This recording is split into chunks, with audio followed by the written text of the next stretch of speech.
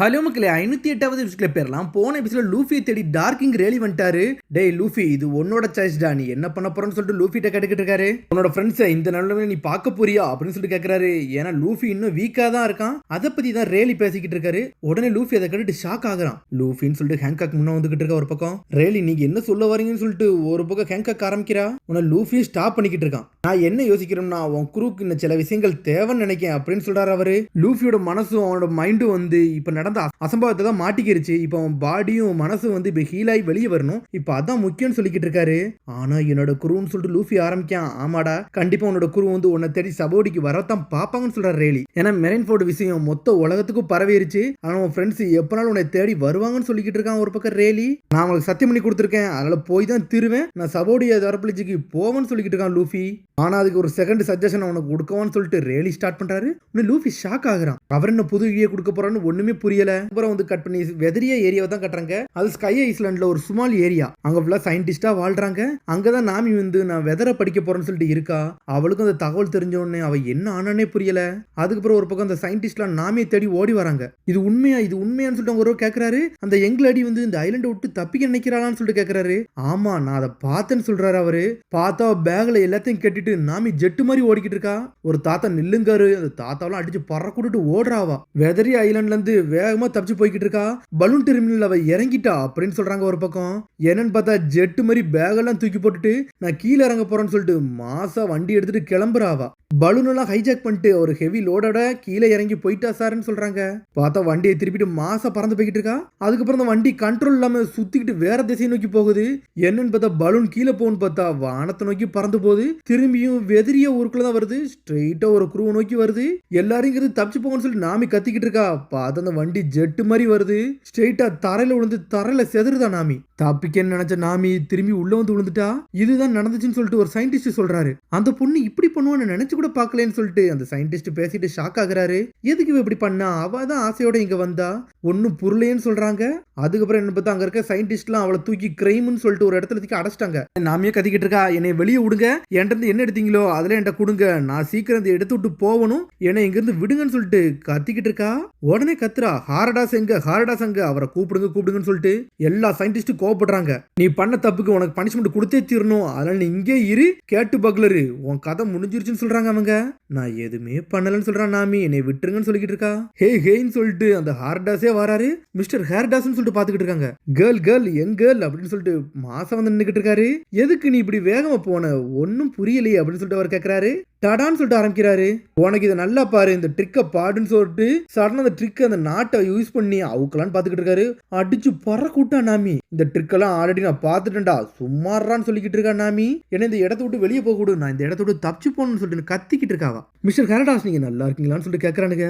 அவ செதறிட்டா, அவ மோசமானவா, நம்மளாலே அடிச்சிட்டா, டாக்டரை கூப்பிடுங்கன்னு சொல்லிட்டு அங்க இருக்க சயின்டிஸ்ட் எல்லாம் கத்துறாங்க. பார்த்தா நாமி கோபத்துல இருக்கா. வெதர் ஃபீல்ட்ல இருந்து வெதர் பாலை திருடிட்டு ரிசர்ச் நோட்டி திருடிட்டு போயிட்டலாம் அப்படின்னு சொல்லிட்டு ஹேரடாஸ் கேட்டுக்கிட்டு இருக்காரு. ஆமான்னு சொல்றாங்க அவங்க. பேக்ல ஃபுல்லா அதான் திருடி வச்சிருக்கா. யங் லேடி என்னாச்சுன்னு சொல்லிட்டு அவ கேட்டுக்கிட்டு இருக்கா. நான் ஒரு பைரட் தானே, திருடுதல என்ன இருக்குன்னு சொல்லிட்டு நாமி கேட்டுக்கிட்டு இருக்கா. திருடுதல் தப்பான்னு சொல்லிட்டு கேட்கறா. ஹியூமன்ல இவன் மோசமானவன் சொல்லிட்டு எல்லாரும் கத்திக்கிட்டு இருக்காங்க. இவ வில்லன் சொல்லிட்டு கத்துறாங்க. நான் அந்த இடத்த விட்டு போகணும், என் கண்ட்ரிக்கு நான் போகணும், நான் கெஞ்சி கேட்கறேன்னு சொல்லிட்டு நாமி கத்துறா. எது உங்கள்கிட்ட திருடணும் அதெல்லாம் நீங்க வச்சுக்கோங்க, என்னை இங்க இருந்து விடுங்கன்னு சொல்றா நாமி. நாமியும் நம்ம லூஃபியை பார்க்கணும்னு ஆசைப்படுதா. கேட்கறது மட்டும் பதில சொல்லு, நீ அந்த பலூனை திருடிட்டு கீழே போன்னு நான் நினைச்சியா?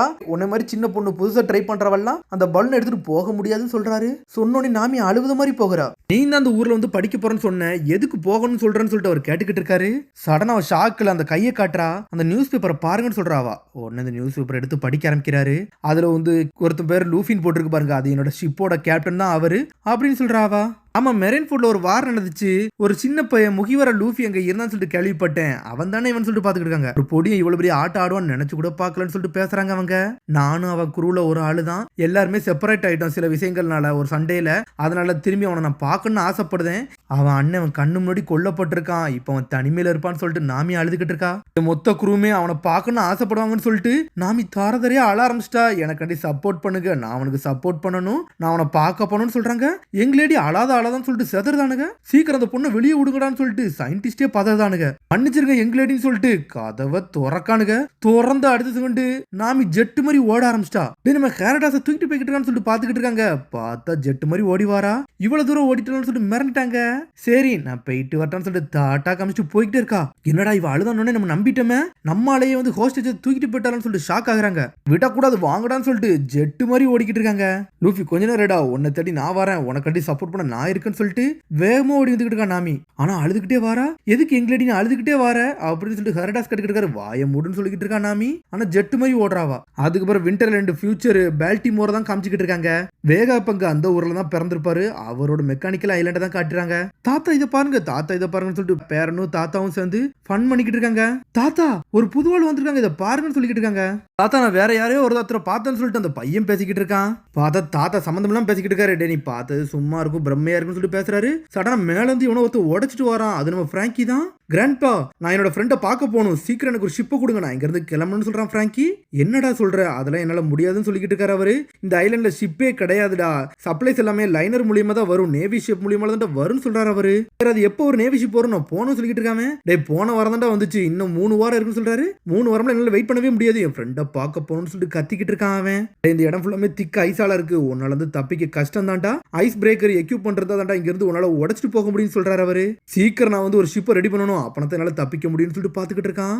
ஓல்ட்மன் உங்களால கொஞ்சம் பொறுமையா இருக்க முடியுமான்னு சொல்லிட்டு அந்த பையன் கேட்கறான். உடனே கொஞ்சம் பொறுமையா இருக்கிறான், டீயையும் குடிக்கிறான். ஆனா சடனா கோவப்படுறான். டே எனக்கு ஒன்றும் டைம் இல்லடா, அந்த ஐலாண்டை விட்டு நான் போகணும்னு சொல்லிட்டு திரும்பி கத்துறான். பார்த்தா தாத்தாவும் பேரன்னு ஷாக் ஆகுறாங்க.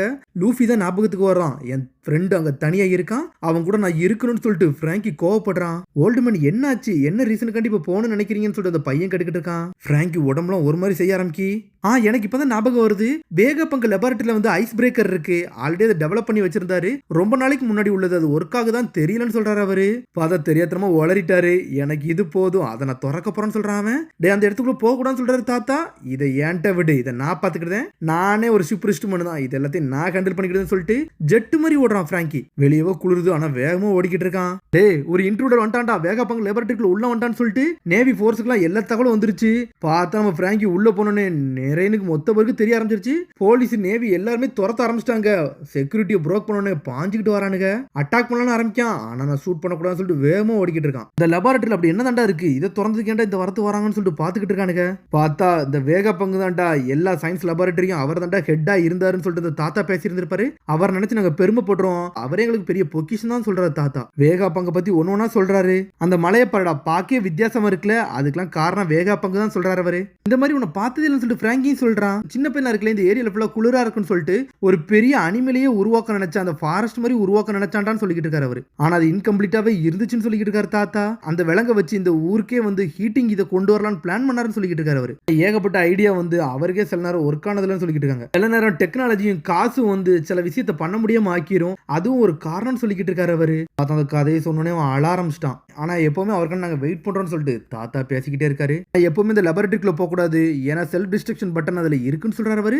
என்ன செல்ஃப் டிஸ்ட்ரக்ஷன் பட்டனா, என்னடான்னு சொல்லிட்டு ஷாக் ஆகுறான் அவன். அந்த பட்டன் எல்லாம் நான் இதுக்கிட்ட அமுக்க போறேன்னு சொல்லிட்டு பிராங்கி ஒரு பக்கம் கத்திக்கிட்டு இருக்கான். வாங்க நம்ம வீட்டுக்கு போய் டீ குடிக்கலாம்னு சொல்லிட்டு பையன் கட்டிக்கிட்டு இருக்கான். அதெல்லாம் முடியாதுடா, எனக்கு ஐஸ் பிரேக்கர் வேணும், நான் அதை எடுத்தே தீரணும், இந்த ஐலாண்டை விட்டு நான் முதல்ல கிளம்புறேன்னு சொல்லிட்டு பிராங்கி கத்திக்கிட்டு இருக்கான். இப்போ தான் என்னோட கேப்டனுக்கு ஒரு அசம்பாவிதம் நடந்தது, எனக்கு எல்லாமே தெரிய வந்துச்சு, நீங்க பண்ண ஹெல்ப்புக்கு ரொம்ப நன்றின்னு சொல்லிட்டு வேகமா ஓடுதான். டே செல்ஃப் டிஸ்ட்ரக்ஷன் பட்டனை மட்டும் அமைக்கிறான்னு சொல்லிட்டு அவர் கத்துறாரு. ஆனா பிராங்கி எதையுமே கேட்காம ஓடிக்கிட்டே இருக்கான். அவர்கிட்ட சொல்லிட்டு தான் வேகமா உள்ளே வந்துருக்கான். அதை தான் யோசிச்சு பார்த்துருக்கான் இவ்வளவு நேரம். ஐஸ் பிரேக்கர் எங்கடா இருக்கு, ஐஸ் பிரேக்கர் எங்கடா இருக்குன்னு சொல்லிட்டு ஜெட்டு மாதிரி ஓடி வரான். டே லெபார்ட்டரிக்குள்ள எவனோ புகுந்துட்டான்டா, அந்த விஷயம் கேள்விப்பட்டீங்கன்னு சொல்லிட்டு ஊர் மக்கள் எல்லாம் பேசுறாங்க. ப்ளூ பிரிண்ட் தான் எடுக்க வந்திருப்பானுங்களோ அப்படின்னு சொல்லிட்டு ஊர் மக்களே ஒருத்தனா பேசுறாங்க. இவனும் வந்து அந்த ஐஸ் பிரேக்கரை தேடிக்கிட்டே இருக்கான். அதான் எல்லாருக்குமே தகவல் வந்துருச்சு. டாக்டர் வேகா பங்கோட நாலேஜ் தான் இவனுக்கு திருட வந்திருப்பானுங்க. ஏகப்பட்ட புக் நோட்ஸ்லாம் இருக்கு, அதெல்லாம் பாருங்கன்னு சொல்றாங்க. ஒரு பக்கம் பார்த்தா ஏகப்பட்ட பேப்பர் இருக்கு.